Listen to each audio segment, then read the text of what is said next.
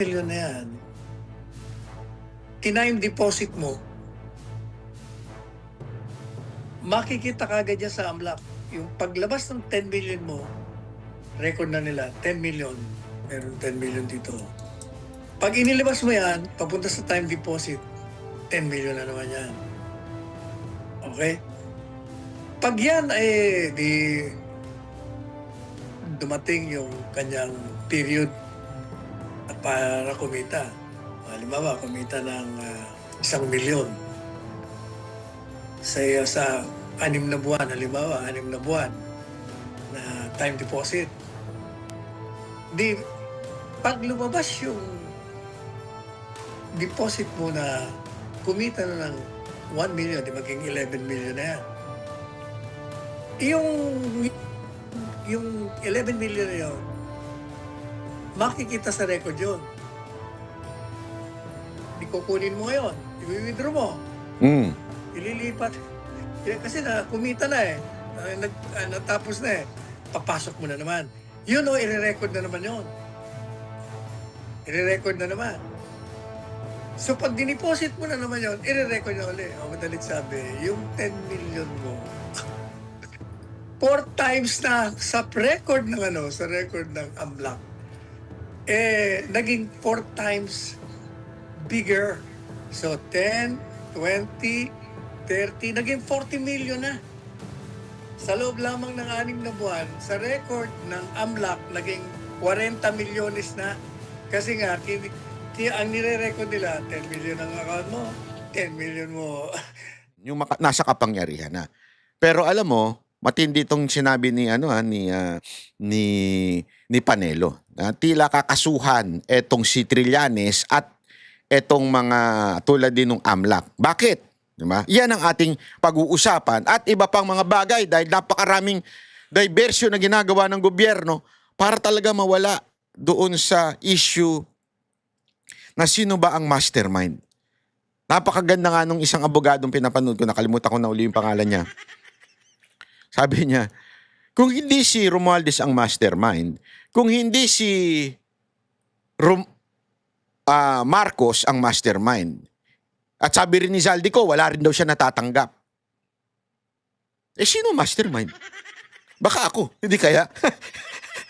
Hindi kasi ganun Sila yung nasa ibabaw, sila yung nag-aayos ng budget, sila yung nagbabalangkas ng budget.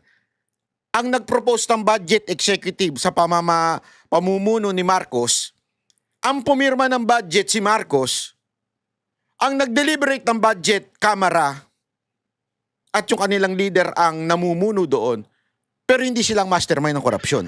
Sino? Si Rizal. Sino? Si Antonio Luna.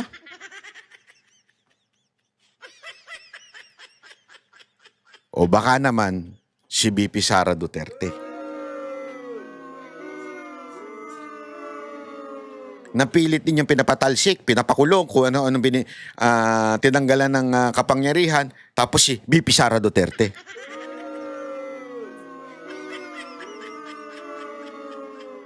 Di ba?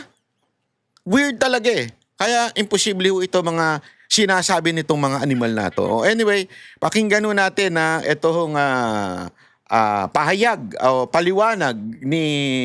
Wait lang. Bakit di ko makita? Yo. Yung pahayag po ni... asa na ba yun? Nawawala. Ni Panelo. Napakaganda nito. Wag ho yung ito. Ito talaga yung pag nagpaliwanag,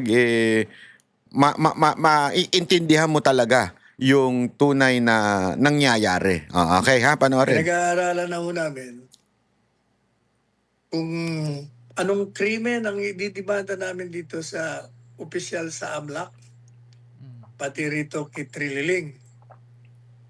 Dahil misrepresentation kumbaga estapa ang ginagawa ninyo.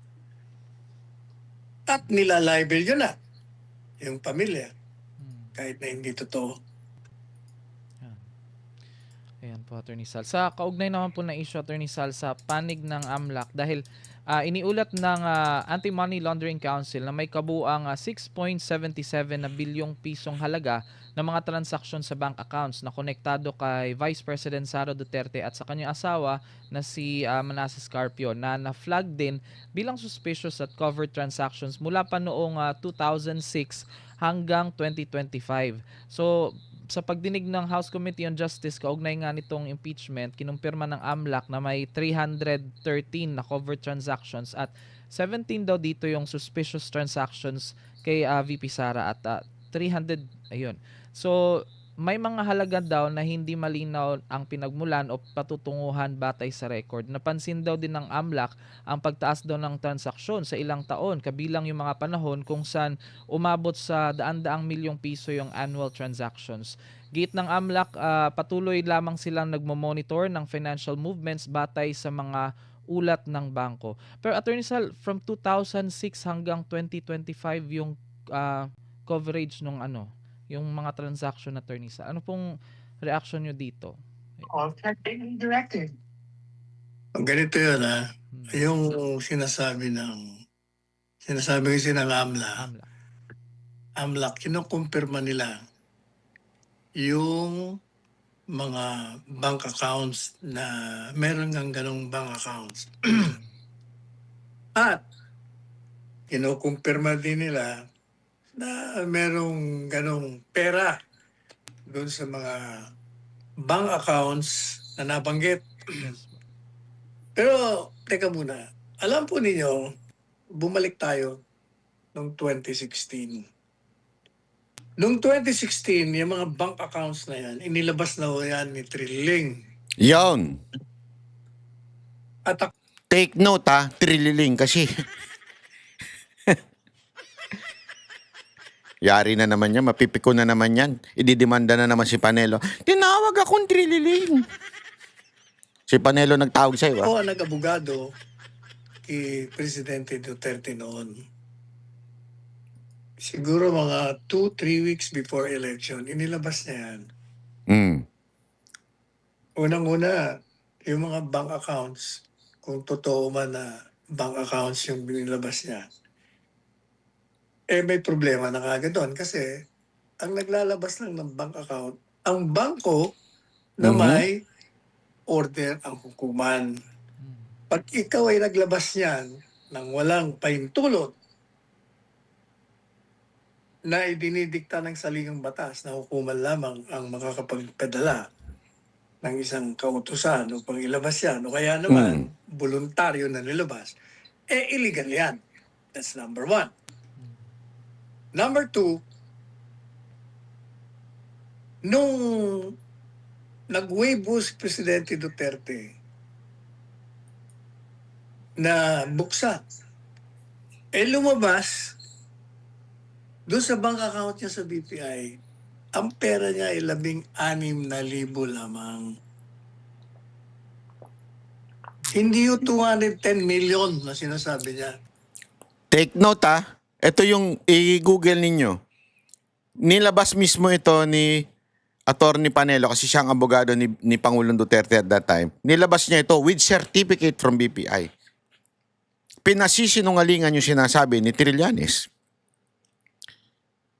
And yet, here he go again. Di ba? Nagsasabing, totoo yun, totoo yun. Without the necessary document to support his claim.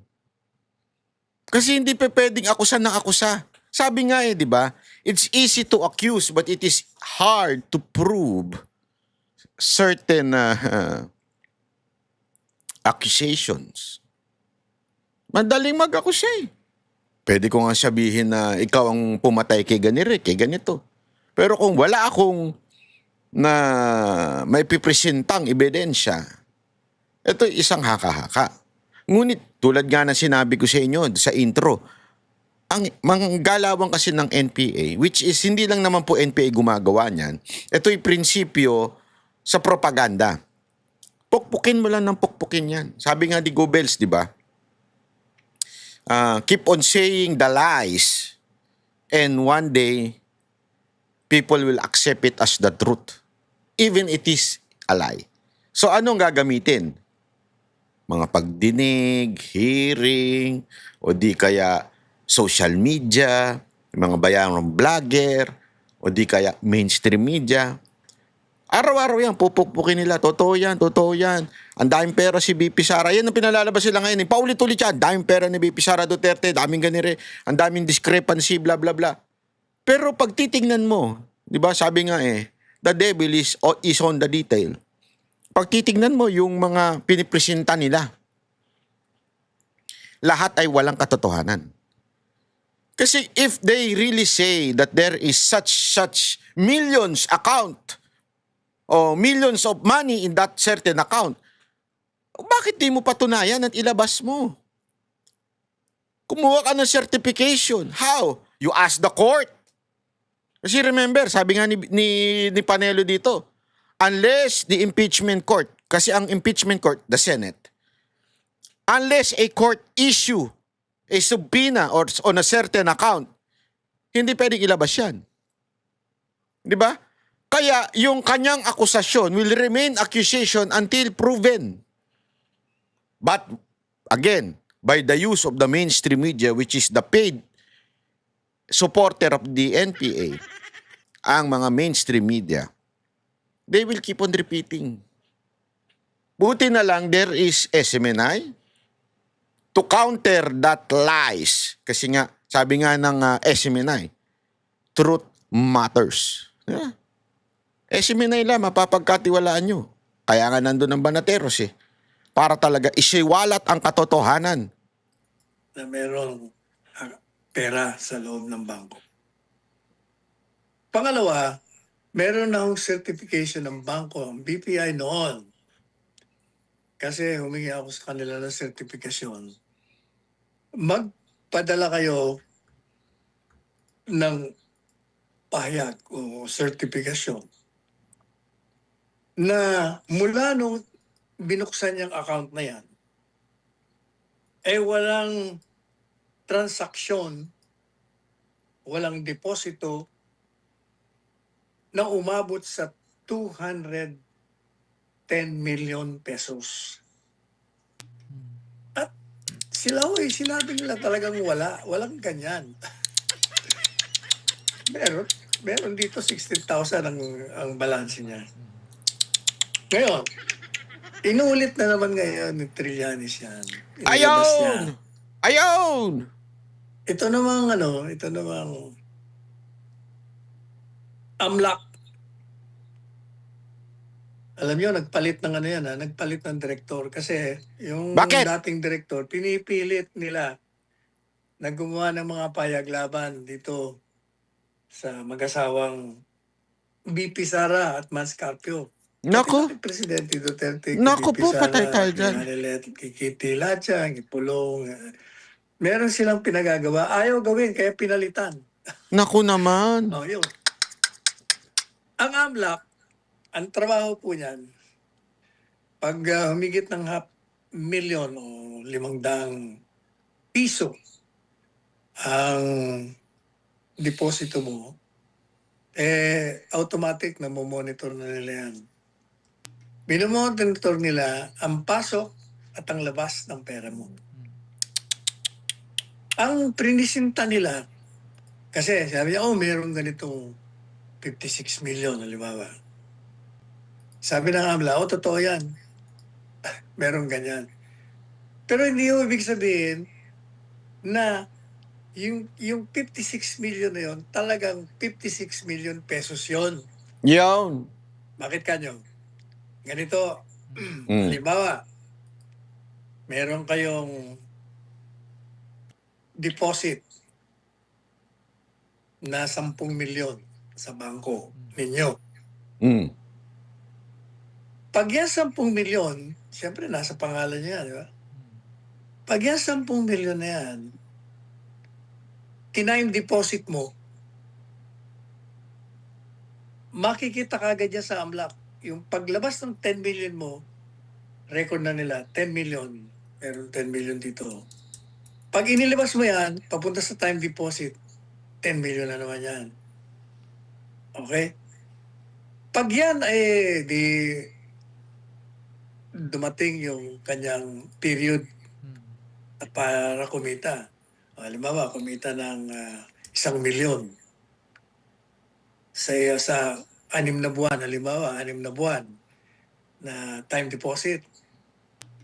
Di, pag lumabas yung deposit mo na kumita na ng 1 million, di maging 11 million na yan.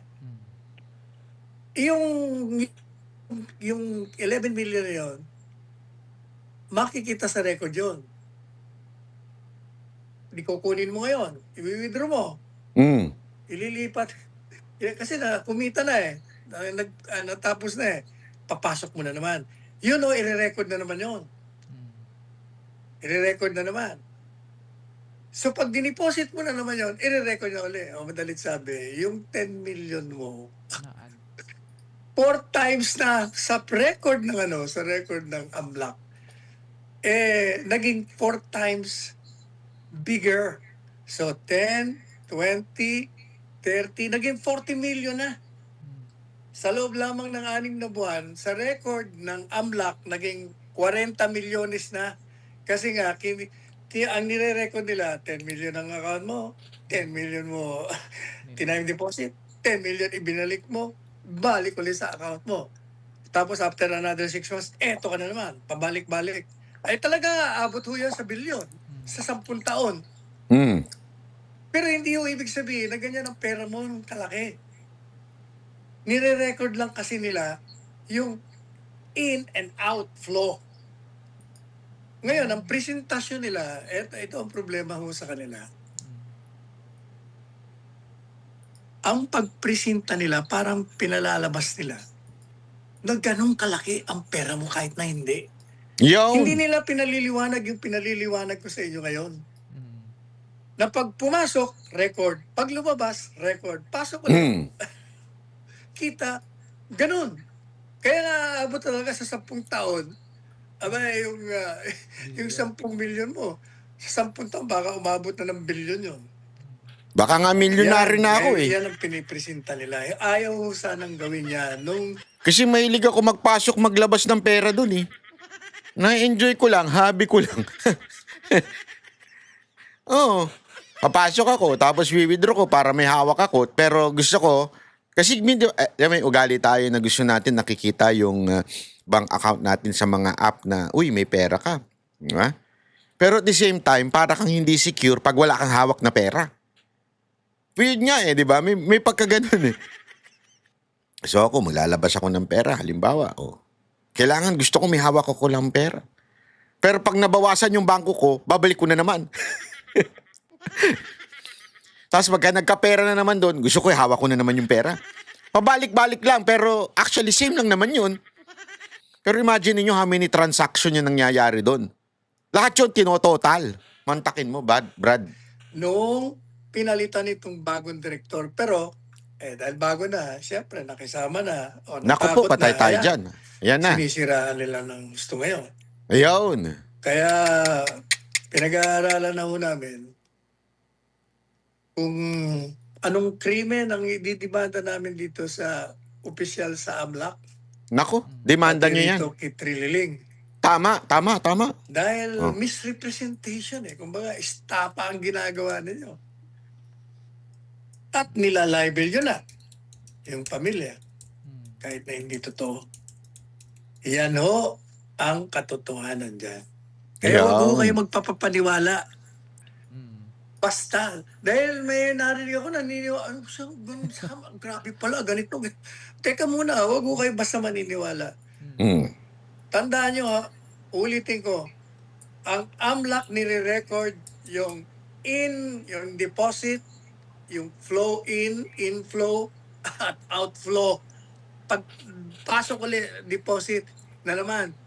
Yung transaction na yun, kinocompute nila. Nako. Yung total, lalabas ng bilyon na yung pera mo. Sa 10 taon. Mm. Yun. Yung. Ayan. Naku po, alam niya po. Ayan na. Malinaw, di ba? So, mga kababayan, yan po ang ating inaantay ngayon. Yung demanda ho dito sa bagong AMLAC. Sana nga matuloy. At doon sa na paulit-ulit na bitter na kaning sundalo na si Trillanes. Bakit ba tinawag na kaning sundalo yan? Di ko alam pero yan ang tawag nila eh. Ako, hindi ko naman alam kung ano ibig sabihin ng kaning sundalo. I-comment nyo nga dyan pagka alam nyo yung kaning sundalo. Diba? Kasi paulit-ulit yan eh. Na sinasabi, kaning sundalo yan. Alam mo, napaka-importante niya maunawaan natin mga kababayan. Para bago tayo lumipat sa mga topic na kailangan masettle na sa ating puso't isipan yan. Na yung ginagawa nilang yan ay isa hong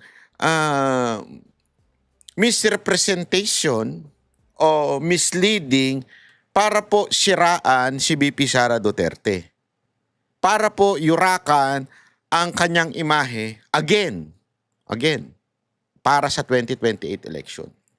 Alam naman po natin, di ba? Nababalitaan natin. Umatras na si dating VP Leni Robredo o ngayon ay Mayor Leni Robredo. Yun lang yung kahit papaano umaabot sa kalahati ni VP Sara Duterte. Kasi the rest, wala sa kalahati, di ba? Pagdating sa survey, wala sa kalahati. Alam mo, maniwala ko kayo sa hindi. Ito sa ginagawa nilang paninira kay VP Sara Duterte na unti-unting nalalantad yung kasinungalingan, unti-unting nalalantad yung ginagawa nitong mga congressman. Tandaan ninyo ito yung mga congressman at politiko na di umano ay nabigyan ng mali-malitang pera. Para saan? Doon sa mga ghost flood control. Kung babalikan ninyo yung mga pangyayari na yun, marami ang nangamatay dahil diyan sa flood control na yan. Na para sana iligtas ang buhay ng bawat isang Pilipino. Pero dahil nga po sa tindi ng pagnanakaw sa kaban ng bayan at ibinigay sa mga ngayon ay linis-linisang nag-aakusa kay VP Sara Duterte, hindi lamang ng mga congressman, pati ng ilang dating mga politiko, eto huy mga nabigyan. Allegedly. Ng bilyon, milyon. Para saan? Para again, idiin si VP Sara Duterte. Kaya yung mga yan, walang kaluluwa yung mga yan. Wala nang kaluluwa, mga false prophet pa. Bakit? Again, para lang ibagsak si Vice President Sara Duterte. From the very beginning of Marcos' term, maalala ninyo, yan na kagad ang nasa utak nila. PI. Ano yun? People's Initiative. Para baguhin ng konstitusyon dahil alam nilang hindi mananalo yung kanilang dambuhalang boss dyan. Gagawing parlamentarya tayo, hindi dahil para maayos ang ating bansa, ngunit para maging prime minister yung kanilang boss. Dahil again, wala na tayong say kung sino ang magiging pinuno ng ating bansa. Kung hindi, sila-sila na lang. At yan dahilan na yan ay tila ang dahilan hanggang ngayon. Kaya ginagawa ito mga impeachment. The goal of this impeachment ay hindi na makatakbo si VP Sara sa 2028. They will do everything to the point selling their souls to the devil. Tatanggap ng pera. Wala na silang pakialam. Sa akin tol, isa ako sa Banateros Vloggers tol eh. Oo nga, isa sa mga Banateros vloggers. Kasi 'di ba Banateros Brothers, kami yon. Sila Banateros Vloggers. Yan, ayun, alam niyo na kasi fake news daw ako eh. May nag-comment kasi sa video natin tol, fake news daw ako. AI lang yung kasama mo, hindi yan si Jay Guevara, sabi nga nun. Oh, yan ah. Kitang-kita niyo yan ah. Yan ang Banatero, walang inuurungan. Pag tama palakpakan, pag mali ay babanatan. Yan ang Banateros, boses ng ordinaryo Pilipino. Banateros ay walang makakaawan, walang inuurungan. Banateros